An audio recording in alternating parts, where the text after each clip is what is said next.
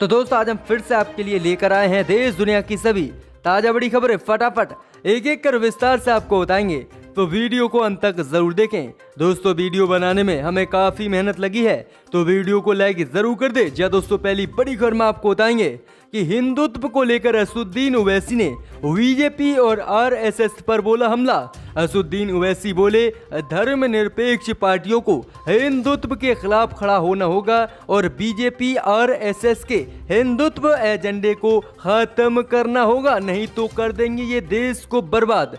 इसी बीच अगली बड़ी खबर में आपको बताएंगे कि मोदी सरकार की बड़ी मुश्किलें। भारत के खिलाफ चीन ने दौलत बेग ओल्डी और एलएसी पर तैनात किए 50,000 सैनिक। भारत में घुसने की तैयारी में चीन। इस बीच अगली बड़ी खबर में आपको बताएंगे कि राम मंदिर निर्माण को लेकर देश के मशहूर शायर मुनव्वर राणा ने दिया बड़ा बयान। कहा, सुप्रीम कोर्ट से नहीं मिला मुसलमानों को न्याय।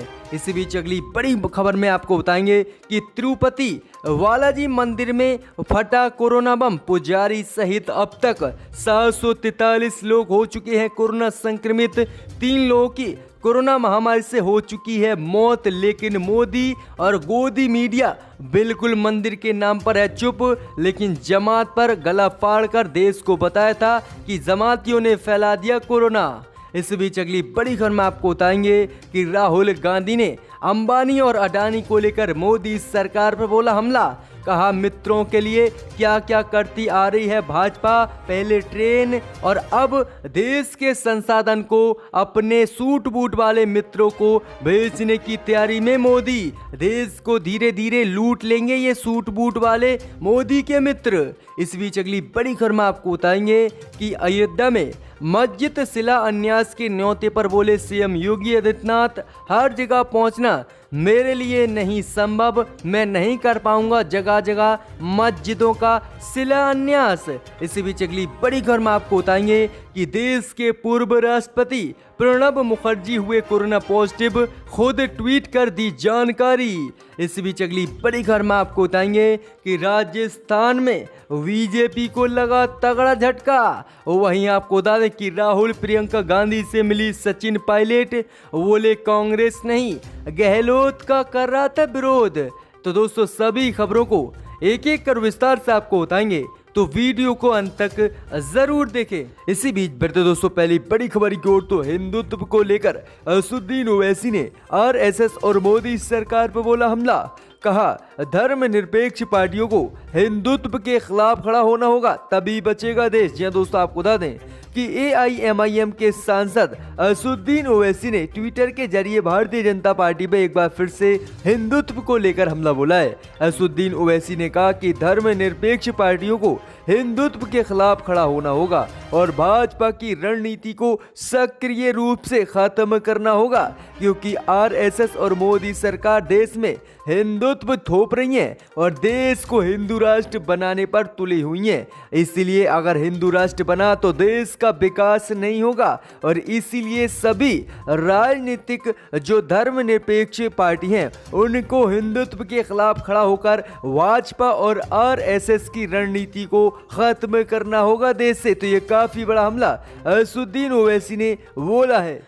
इसी बीच बढ़ते दोस्तों अगली बड़ी खबर की ओर। तो मोदी सरकार की बढ़ सकती है मुश्किलें। चीन ने भारत के खिलाफ 50,000 सैनिकों को किया तैनात। जहां दोस्तों आपको बता दें ये बिग ब्रेकिंग न्यूज सामने निकल कर आ रही है कि भारत और चीन के बीच लगातार तनाव बढ़ता ही दिख रहा है। अब अक्षय चीन से महज 7 किलोमीटर दूर भारत की अंतिम चौकी दौलत बेग ओल्डी के पास चीन ने 50,000 सैनिकों को तैनात कर दिया है, जिसका सीधा मकसद भारत पर युद्ध दिख रहा है। वहीं आपको बताने की अब इसी तनाव को देखते हुए मोदी सरकार ने भी भारतीय वायुसेना को आदेश दिया, जिसके बाद भारतीय वायुसेना ने हेलीकॉप्टर से भारत की दौलत बेग ओल्डी पर उड़ान भरकर निगरानी की है। कहीं चीन भारत में घुसपैठ की तैयारी में तो नहीं है। वहीं आपको बताने की लगातार एलएसी के किसी भी हिस्से में पीछे हटने को चीन भारत से तैयार नहीं है और अब 50,000 और सैनिकों को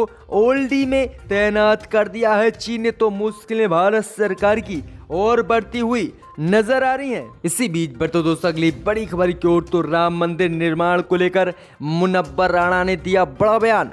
कहा सुप्रीम कोर्ट से नहीं मिला मुसलमानों को न्याय। जहाँ दोस्तों आपको बता दें कि देश के मशहूर शायर मुनव्वर राणा ने एक बार फिर से राम मंदिर को लेकर नया बयान दिया है। जहाँ दोस्तों आपको बता दें कि मुनव्वर राणा ने राम मंदिर पर सुप्रीम कोर्ट के फैसले पर ऐतराज जताया है। मुनव्वर राणा ने समाचार चैनल से बातचीत करते हुए बताया कि राम मंदिर मामले पर सुप्रीम कोर्ट से मुसलमानों को इंसाफ नहीं मिला है। आगे मुनव्वर राणा ने कहा कि राम मंदिर मामले को लेकर सुप्रीम कोर्ट ने फैसला तो सुना दिया, लेकिन मुसलमानों को न्याय नहीं मिला। राणा ने आगे कहा कि सुप्रीम कोर्ट के फैसले को मानना अब देश के मुसलमान और हर व्यक्ति की मजबूरी बन गई है, जिसे अब मानना ही होगा। आगे मुनव्वर राणा ने कहा कि सुप्रीम कोर्ट ने राम मंदिर निर्माण का फैसला तो सुना दिया, लेकिन जिन लोगों ने बाबरी मस्जिद को गिराया था, तोड़ा था, अभी तक उनको सजा क्यों नहीं दी गई है। इसलिए उन्होंने कहा कि सुप्रीम कोर्ट से देश के मुसलमानों को इंसाफ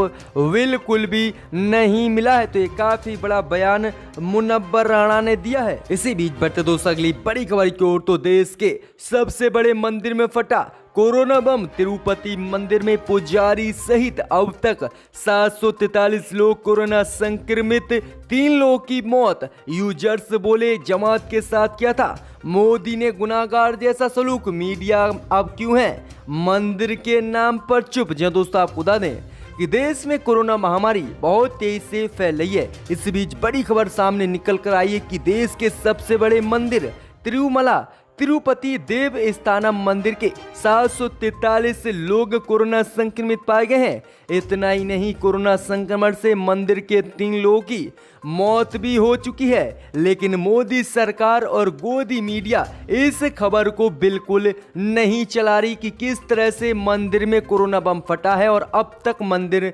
खुला हुआ है और दर्शन करने की मोदी सरकार ने इतने पर भी इजाजत दे रखी है। वहीं आपको बता दें कि जब तबलीग की जमात का मामला सामने आया था तो मोदी मीडिया किस तरह से हलक फाड़ के देश में बता रही थी कोरोना महामारी इन जमातियों ने फैला दी।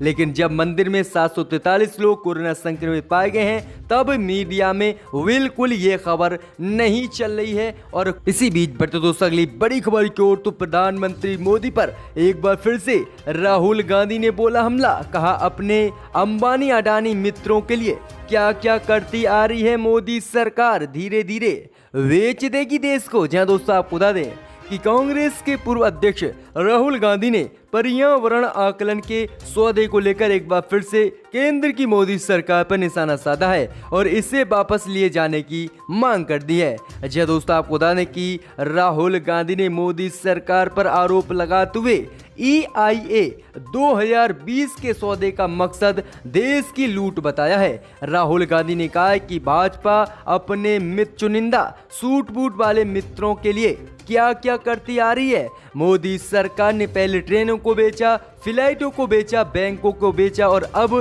देश के संसाधन को अपने सूट बूट वाले अंबानी और अडानी मित्रों को बेचने पर तुली हुई है। आगे राहुल गांधी ने कहा कि अगर मोदी सरकार ने इस संशोधन बिल को वापस नहीं लिया तो हम पूरे देश में इसका विरोध करेंगे। राहुल गांधी ने कहा कि अपने सूट बूट वाले मित्रों के लिए मोदी सरकार लगातार देश को बेचती आ रही है। वहीं राहुल गांधी ने कहा कि जब देश संपूर्ण अर्थव्यवस्था तबाह हो रही है और देश में हर कुछ बंद है, फिर भी देश में मुकेश अंबानी मोदी राज्य में दुनिया के चौथे अमीर शख्स बन गए। आखिरकार मोदी सरकार कितना अपने सूट बूट मित्रों के लिए घोटाला करेगी। तो ये काफी बड़ा हमला राहुल गांधी ने बोला है। इसी बीच बढ़ते दोस्तों अगली बड़ी खबर की ओर तो अयोध्या में मस्जिद शिलान्यास की न्योते पर बोले सीएम योगी हर जगह पहुंचना मेरे लिए संभव नहीं। जो दोस्तों आपको बता दें कि न्यूज चैनल से बातचीत करते हुए एक पत्रकार ने सीएम योगी आदित्यनाथ से सवाल किया कि अगर सुन्नी सेंट्रल वक्फ बोर्ड उन्हें आमंत्रित करता है तो क्या वह राज्य के संवैधानिक मुखिया और मुख्यमंत्री होने के नाते अयोध्या में बनने वाली मस्जिद सहित अन्य निर्माण कार्यों की आधारशिला रखने अयोध्या जाएंगे या नहीं। अब इसी का जवाब देते हुए योगी आदित्यनाथ ने कहा कि देखिए प्रदेश में भी और देश में भी रोजो हजारों मंदिर और मस्जिद बनते हैं, हजारों धार्मिक आयोजन होते हैं। क्या मैं सब जगह जाता हूँ? हर मंदिर के कार्यक्रम में मैं नहीं जाता और जा भी नहीं सकता, मेरा काम भी नहीं है। वहीं एक मुख्यमंत्री के रूप में इन सब कार्यक्रम के साथ जुड़ना, इन कार्यक्रम के साथ बने रहना मेरे लिए संभव भी नहीं है और ये उचित भी नहीं है। वहीं अयोध्या का जिक्र करते हुए उन्होंने कहा कि ऐतिहासिक जुड़े हुए मामलों को अगर कोई मुझे शिलान्यास के लिए बुलाएगा तो वहाँ मैं नंगे पैर भी चला जाऊंगा, लेकिन मंदिर मस्जिद का जगह जगह जाकर शिलान्यास करूं ये मेरे लिए संभव नहीं है और समय भी नहीं है, क्योंकि मेरी प्रतिबद्धता 24 करोड़ जनता के लिए है। तो ये काफ़ी बड़ा बयान योगी आदित्यनाथ ने दिया है कि वह अयोध्या में मस्जिद शिलान्यास और हॉस्पिटल शिलान्यास पर अयोध्या शिलान्यास में नहीं जाएंगे, जबकि सुन्नी वक्फ बोर्ड ने उन्हें न्योता देने का ऐलान किया था कि जब भी शिलान्यास होगा तो योगी आदित्यनाथ आएंगे। इसी बीच बढ़ते दोस्तों अगली बड़ी खबर की ओर, जो बिग ब्रेकिंग न्यूज सामने निकल कर आ रही है कि देश के पूर्व राष्ट्रपति प्रणब मुखर्जी हुए कोरोना पॉजिटिव, खुद ट्वीट कर दी जानकारी। जहाँ दोस्तों आपको बता दें कि देश में कोरोना संक्रमण किस तरह से फैलता हुआ दिख रहा है, इसका आप अंदाजा नहीं लगा सकते कि कांग्रेस के वरिष्ठ नेता और देश के पूर्व राष्ट्रपति प्रणब मुखर्जी कोरोना वायरस से पॉजिटिव पाए गए हैं। वहीं आपको बता दें कि उन्होंने ये ट्वीट कर जानकारी दी है और इसके साथ ही उन्होंने कहा कि पिछले एक हफ्ते में मेरे संपर्क में जो लोग भी आए हैं वह खुद को आइसोलेट कर लें और कोरोना जांच करा लें। वहीं आपको बता दें कि 84 साल की राष्ट्रपति प्रणब मुखर्जी की उम्र है। वहीं आपको बता दें इससे पहले देश के गृह मंत्री अमित शाह और बीजेपी के वरिष्ठ नेता इसमें कोरोना पॉजिटिव आ चुके हैं। तो ये काफी बड़ी अपडेट है। इसी बीच बढ़ते दोस्तों अगली बड़ी खबर की ओर, तो राजस्थान में बच गई कांग्रेस सरकार, बीजेपी को लगा तगड़ा झटका।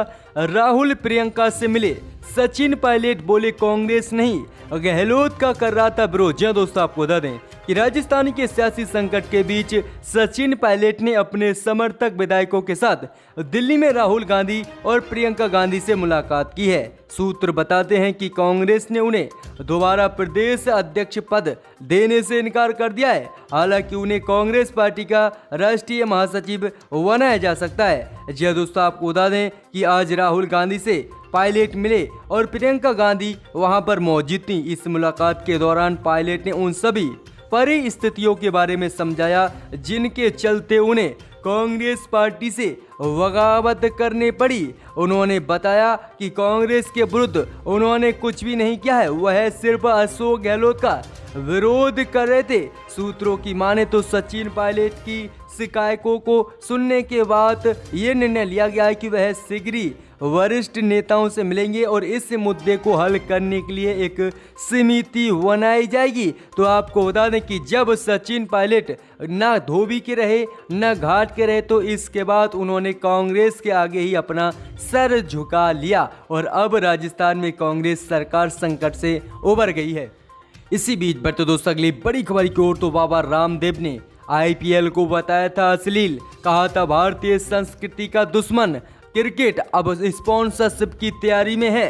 बाबा योग गुरु रामदेव की पतंजलि कंपनी, जी दोस्तों आपको बता दें कि योग गुरु बाबा रामदेव की कंपनी पतंजलि आयुर्वेद भले ही आज क्रिकेट की टूर्नामेंट IPL की स्पॉन्सरशिप के लिए बोली लगाने की तैयारी कर रही है, लेकिन कुछ साल पहले खुद उन्होंने ट्वीट करके क्रिकेट को भारतीय संस्कृति का दुश्मन बताया था और बाबा रामदेव ने 2012 में क्रिकेट को एक अश्लील मैच बताया था, जिसके बाद अब बाबा रामदेव खुद ही IPL के लिए अपनी कंपनी पतंजलि को स्पॉन्सरशिप दे रहे हैं। वहीं आपको बता दें कि चीनी कंपनी वीवो की ओर से 440 करोड़ रुपए की IPL की स्पॉन्सरशिप थी, लेकिन चीन से तनाव के बीच इस स्पॉन्सरशिप को भारत की टीम ने ख़त्म कर दिया। अब यही स्पॉन्सरशिप पतंजलि लेना चाहती है और बाबा रामदेव ने इसके लिए ऐलान भी किया है। तो जिस मैच को अश्लील बता रहे थे, आज उसी के लिए किस तरह से बोली लगा रही है बाबा रामदेव। इसी बीच बढ़ते दोस्तों अगली बड़ी खबर की ओर, तो कोरोना महामारी के चलते देश में मंदी आनत है। पूर्व प्रधानमंत्री मनमोहन सिंह ने मोदी सरकार को दिए 3 सुझाव। जब दोस्तों आपको बता दें कि देश के पूर्व प्रधानमंत्री मनमोहन सिंह ने सोमवार को कहा कि कोरोना महामारी की वजह से देश में मंदी आना तय है। इसके साथ ही उन्होंने मोदी सरकार को इससे निपटने के लिए 3 स्टेप बताए हैं, वहीं उन्होंने तुरंत एक्शन लेने के लिए इसमें कहा है। जी दोस्तों, आपको बता दें कि मनमोहन सिंह ने पहला स्टेप बताया कि मोदी सरकार को सोचना चाहिए कि देश में लोगों की नौकरियां ना जाएं। इसके साथ ही उन्होंने आर्थिक मदद देकर उनके खर्च करने की क्षमताओं को बनाए रखने की बात की है। दूसरा सुझाव देते हुए पूर्व प्रधानमंत्री ने कहा कि मोदी सरकार को सरकारी क्रेडिट गारंटी कार्यक्रम के जरिए व्यापार और उद्योगों को पर्याप्त पैसा उपलब्ध कराना चाहिए। तीसरे सुझाव में मनमोहन सिंह ने कहा कि सरकार को फाइनेंशियल सेक्टर में संस्थागत और प्रक्रियाओं के जरिए सुधार लाना चाहिए और लोगों को उनके खाते में नगद कैश देना चाहिए, जिससे कि वे अपनी रोजमर्रा की चीज़ों को खा सकें और खरीद सकें। तो ये 3 सुझाव मनमोहन सिंह ने दिए हैं मोदी सरकार को। जिम्मेदारी सबकी है सर।